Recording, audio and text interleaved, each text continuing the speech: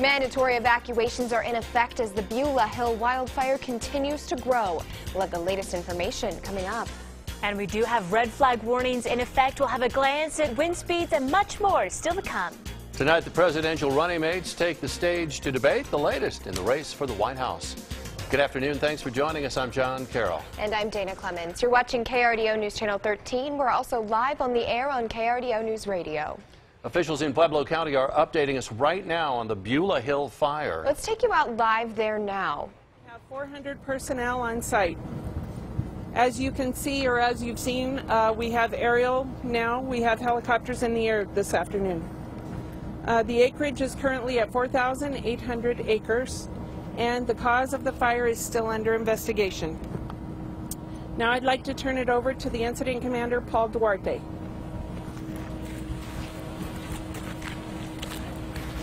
Good afternoon, everybody. Thanks for coming. Just a quick update on yesterday and today. Yesterday was a difficult day for local resources just due to the weather conditions. They did an excellent job. They were unable to fly any aircraft because the winds were over 40 miles an hour for many parts of the day, so that made it very difficult for them. Ultimately, they did an excellent job between Beulah Fire Department and all their cooperators. With Pueblo County and all those other entities, they did an excellent job.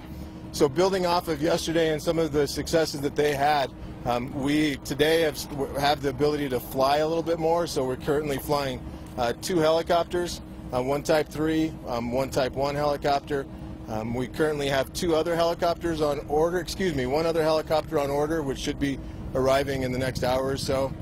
We also have 2 single-engine air tankers that are also en route, and those will be filling either out of Fremont County or Pueblo. Today's been definitely a more successful day just due to weather. We're being cautious though, because there has been a red flag warning issued for today, so we're paying attention to that. Like was said, that we currently have 300, 400 folks, working up to about 400 folks. And that's a combination of folks from all over the state at this point, and so it's been a really good effort statewide. Take questions when we're done here. Thanks.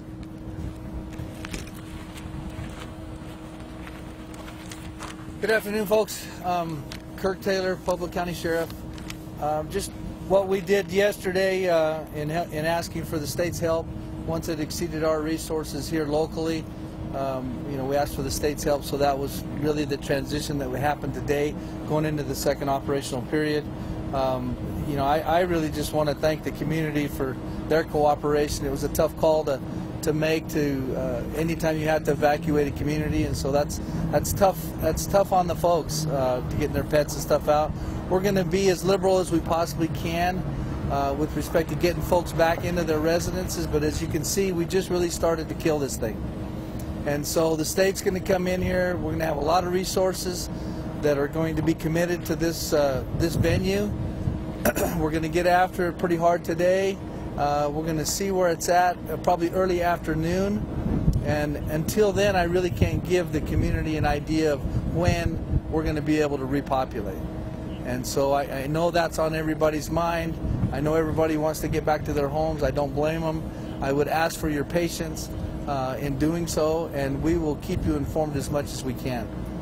I want to thank all the task force that came out of North. We got task force help from South Metro.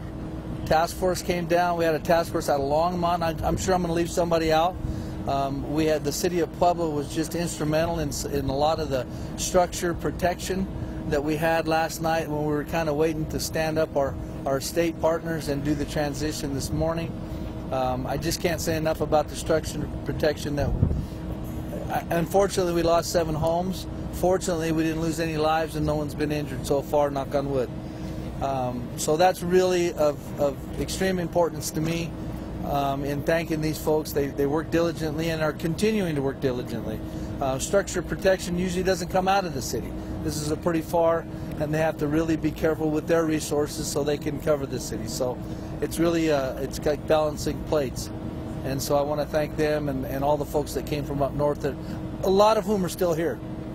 So thanks to the Red Cross, Salvation Army is getting us fed and watered. I know everybody wants to collect food and water and do all that, and we very much appreciate it.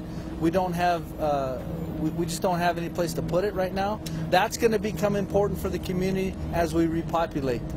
As people come back to their homes, as they've lost their homes, that they are able to get some help from the public. So we'll set all that up through the Emergency Operations Center in Pueblo. So please be patient. I know there's a lot of frustration, but we're working as hard and as diligently as we can. And we're working together, and nobody's gotten hurt. We lost some structures, but so far we've got some air support in here today, and we're going to kill this thing. Okay, thank you.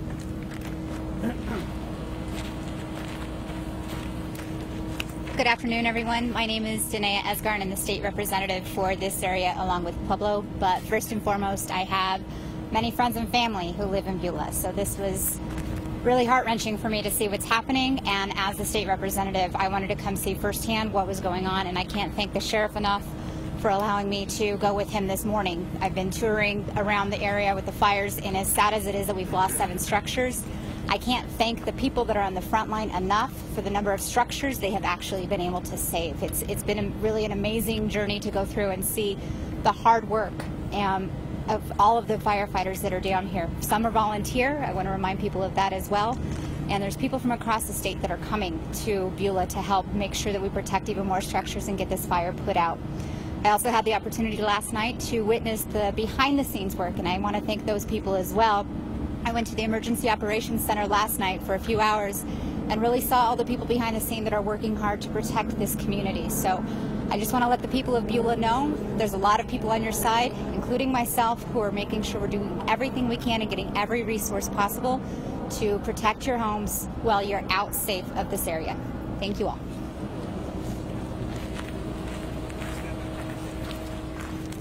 So we'll take a few questions.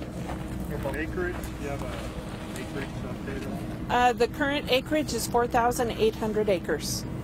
You said 7 homes. How will those homeowners be notified if it was their residence that was lost? Right now we're doing an assessment. We don't want to get ahead of the game. It's almost like contacting the coroner before we have the identity.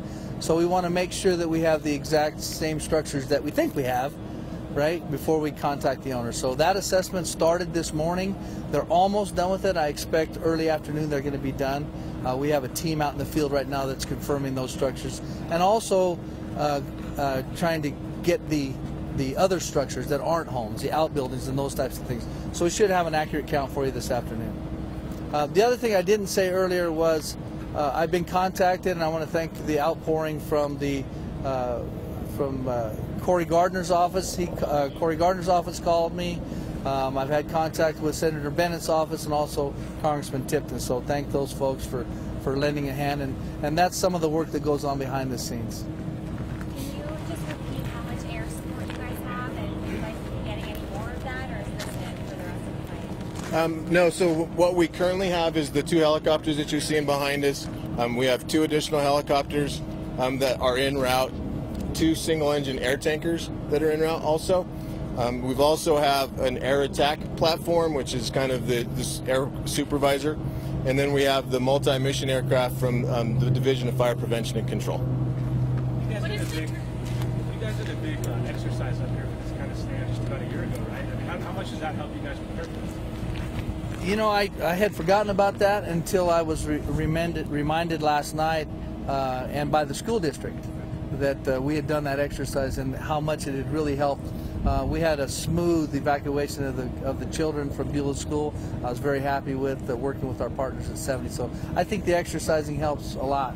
I mean, I always say you don't rise to the level of your expectations, you fall to the level of your training. So we train a lot for these types of scenarios, hoping that we'll never have to use them, but in this case it helped. How will the rest of the weather for the next few days help your guys' fight? So we were hoping to have better weather today. The wind's the biggest thing that's affecting us, and so ultimately, if we can get winds to kind of calm down, which are forecasted for the next couple of days to diminish, and so as long as that happens, we'll be in pretty good shape. There's no foreseeable moisture. There's no moisture in the foreseeable future, so that's unfortunate. But just as long as the winds don't get like they were yesterday. What is the terrain like that you guys are fighting through So it's really varied, and so folks that have been on the foothills, out to the east we've got grass and some open plains down there, but then we do have some fairly steep canyons that folks are dealing with, and then like you see behind us here, we have some pretty rough country. There's a lot of fuel loading in some of those areas, and so it's definitely rough country. Not accessible by engines everywhere, so hence we're getting quite a few hand crews in to come assist. So is that kind of how you're planning, how you're changing your plan of attack based on where the fire is right now? Yeah, definitely. We want to use the right resource in for the right place, and so ultimately where engines can function around structures and that type of stuff, we'll use them there. Where it's inaccessible, we'll have hand crews working in coordination with the helicopters and the air tankers. And right now, is the plan just kind of trying to contain what's going on right now? I mean, you guys haven't started any back burning or anything as of yet? Yeah, we haven't done any burning up to this point, so the way you kind of look at it when we're fighting fires around structures is we kind of work from the inside out. So we go to those structures, we work from those structures, protect those structures, and then start working our way out. As we get some of the air tankers coming in, we'll do some perimeter checks with those so that we can check the spread with them. But right now we'll be working mainly protecting structures, and then we'll start hitting on the perimeter as soon as we can. Any idea how many additional structures are threatened? Do you have the number? Everything that was threatened yesterday, we still consider threatened today. I mean, obviously some of the stuff that's in the black already that had really good knockdowns that the departments did are fine. But ultimately, we still have the potential for a lot of structures with wind shifts and high winds that they could be affected. Which way is the fire spreading right now? So ultimately, we hope to have a better map for you here soon. The multi-mission aircraft is grabbing some data, but the info that we're seeing is the fire's grown pretty much in all directions up to this point. We don't have one sustained front. I mean, the winds were really squirrely yesterday, so it's grown a little bit in every direction. And I spoke with Chief Ware earlier in the summer, and he said that this was kind of imminent, a fire in this area. Is this like a fire that you've been waiting for? Is this, like burn that has needed to happen at this point? I don't know how to answer. You'd have to ask Chief Ware.